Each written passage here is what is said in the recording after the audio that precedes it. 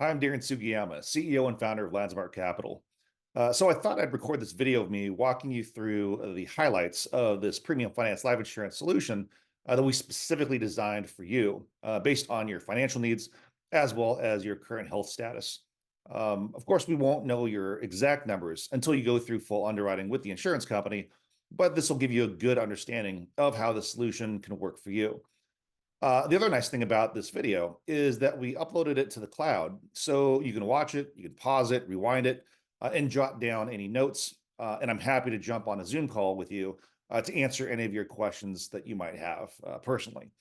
Also, feel free to forward this video link to your spouse or your CPA or your attorney or whoever else might be interested in learning about this solution that we designed for you.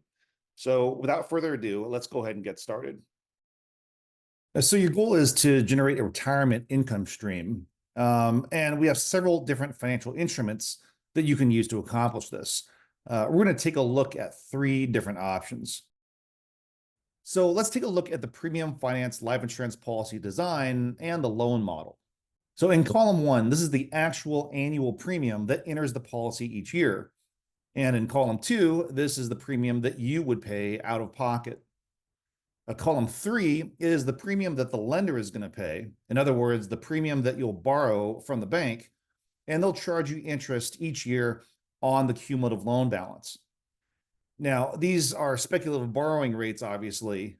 The borrowing rates may be higher in the coming years, or they may be lower than what we're modeling here. With most lenders, they reset the borrowing rate once per year at loan/policy anniversary. So here we're showing the interest charged in column 6, and in column 7, this is the interest accrued.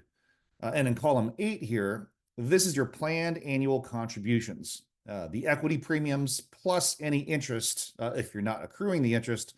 And if you are accruing interest, obviously the values here in column 8 are solely the equity premiums from column 2. Now, in some cases, the lender might require you to post collateral here in column 9. And this would happen in any year where the policy value was less than the outstanding loan balance. Much of the collateral calculation is based on the policy performance and the cash value. So if the policy performs worse than what we're showing here, you might have to post a little more collateral. And if the policy value performs better, the collateral requirement might be a little less. And these amounts are assuming that you post cash as collateral. If you were to post marketable securities as collateral as opposed to cash, these numbers might be double what we're showing on the screen here. Okay, moving on. In this scenario, we're assuming this average rate of return here in column 10.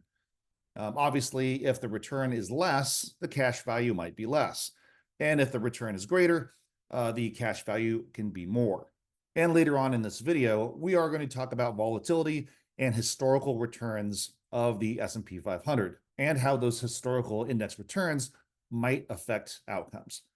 Okay, in column 11, we're showing the third-party loan payoff. That's the first number you see there in that column. And in later years, you could take tax-free drawdowns as a retirement income stream or as a way to recover the cost of your contributions you made in the earlier years. Or you could not take any drawdowns whatsoever and maximize the death benefit going to your beneficiary. The choice is yours, and the nice thing is that you don't need to make this decision up front. You can wait to make that decision when the time actually comes in the future, because as you know, you may or may not want or need to take those drawdowns in the future.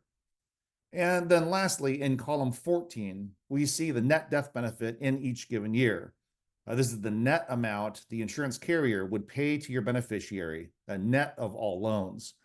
And by the way, even though we're only showing a 40-year window on this page, the policy is designed to last until age 120. So we analyze 121 different 40-year historical periods of S&P 500 performance, and we built a proxy for the life insurance policy for the purpose of explaining how these charges and credits work during times of volatility. Now, we call this proxy a leveraged hypothetical synthetic asset, which is not the actual life insurance policy, but rather a fictitious asset that depicts a similar charges and crediting methodology as the real world product. So this ledger shows the 40-year period that produced the worst compounded annual growth rate out of the 121 different 40-year periods that we analyzed. In column 3, these are the standard annual charges that are deducted first before any index credits. And in column 4, these are the back-tested years. Like, for example, in 1973, the S&P 500 produced a negative 41.4% return. And in that given year, your cash value would not decrease by 41.4% because you're protected by the 0% floor. Remember, this is after the charges have been deducted. However, in 1975, when the S&P 500 returned a positive 25% return, you'd hit the cap, which is the maximum allowable gross credit in a given year. Now, in column 7, you have a multiplier bonus feature. And the way this works is the index credit in column 6 would be multiplied by this multiplier bonus factor. Now, to get the multiplier bonus and raise the cap, there is an additional asset-based charge here in column 1, which is applied to the accumulated value. And that charge is subtracted from the cash value each year, which we see here in column 2. And you can make the election to opt in or opt out of this multiplier proposition at the beginning of each policy year. So in column 10, this is the index credit that would be applied to the end year accumulated value. Now, I know there are a lot of numbers on the page here, but to make it easier to understand the impact that these charges and credits have on the values over time, take a look at the 3 orange columns, column 11, 12, and 13. In column 11, those are what the credits in dollar amounts would have looked like in each given year. In column 12, those are what the total charges would have been in each given year. And in column 13, it shows what the net gain or net loss would have been to the cash value in each given year. In other words, the credits or debits to the cash value.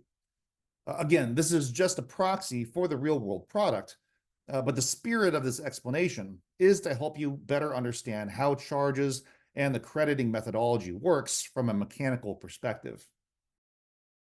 Now, let's take a look at how the hypothetical static outcomes depicted in the carrier illustration compare to the historical back-tested outcomes in our proxy. So this graph here shows a comparison between a static return assumption and our proxy's hypothetical performance, based on historical volatility. The black line is the death benefit as illustrated in the carrier illustration, assuming a static average rate of return. And the blue line represents the ongoing cash value under that same static assumption as depicted in the hypothetical carrier illustration.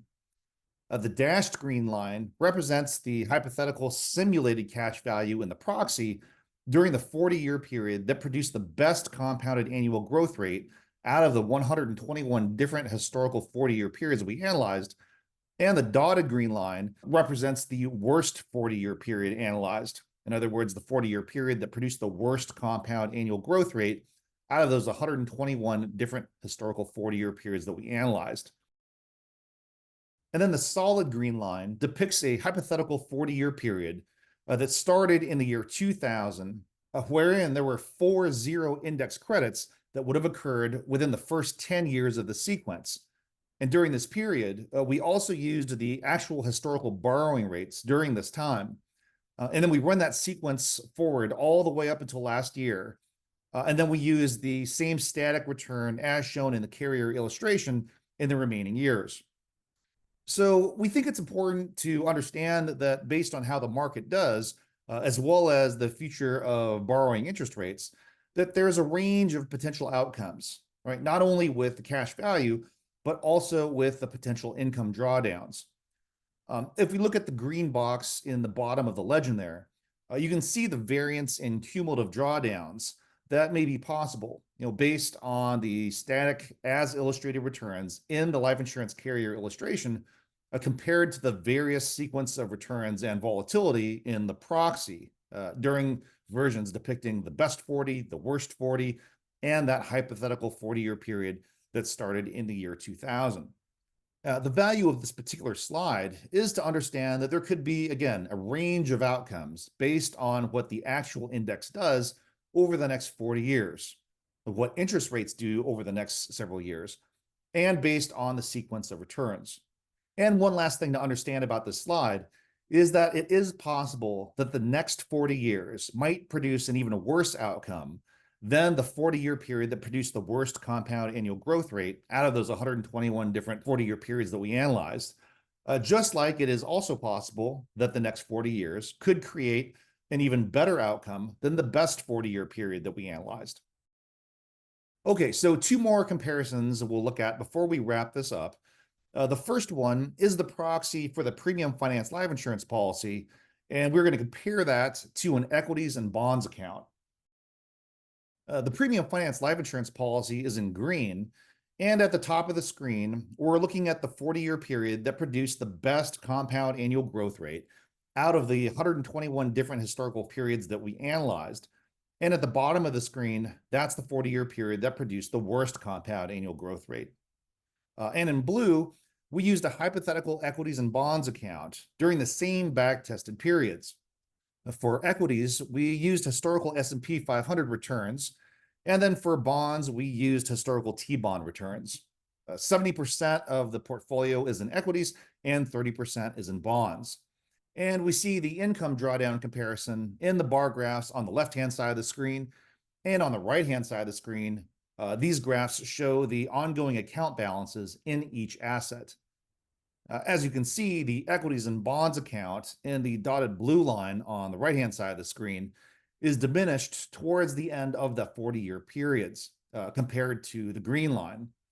So for people that think that premium financed cash value life insurance doesn't provide as much retirement income as traditional investment portfolios, well, this historical data proves otherwise.